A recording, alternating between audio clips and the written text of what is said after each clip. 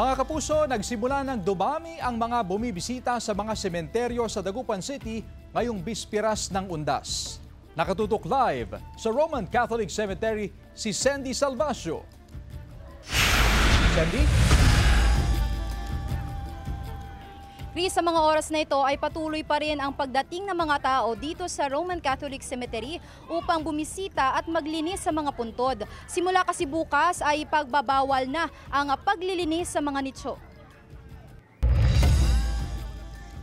Ramdam na ang dagsa ng mga bumibisita sa Roman Catholic Cemetery sa Dagupan City. Karamihan sa mga bisita, hindi na naglilinis kundi nagtitirik na lang ng kandila at nag-aalay ng panalangin sa mga yumaong mahal sa buhay.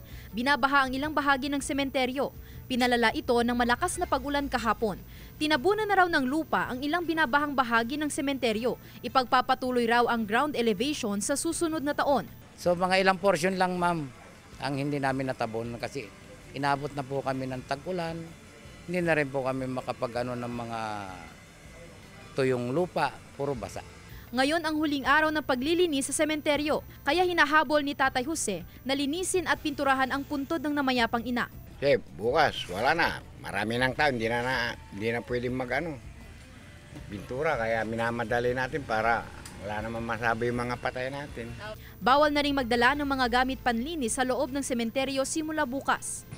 Ang sana punta na siya dito para makapaglinis kasi bukas stricto na po.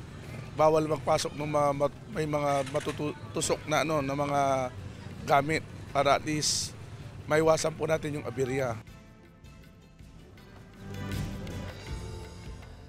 Chris, ipapakita ko sa inyo yung bahagi ng sementeryo na hanggang ngayon ay lubog pa rin sa baha.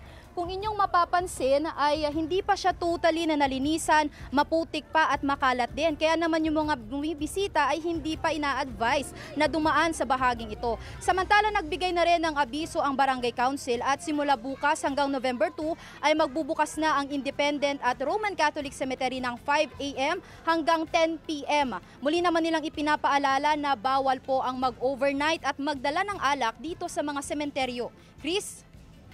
Maraming salamat, Sandy Salvacio.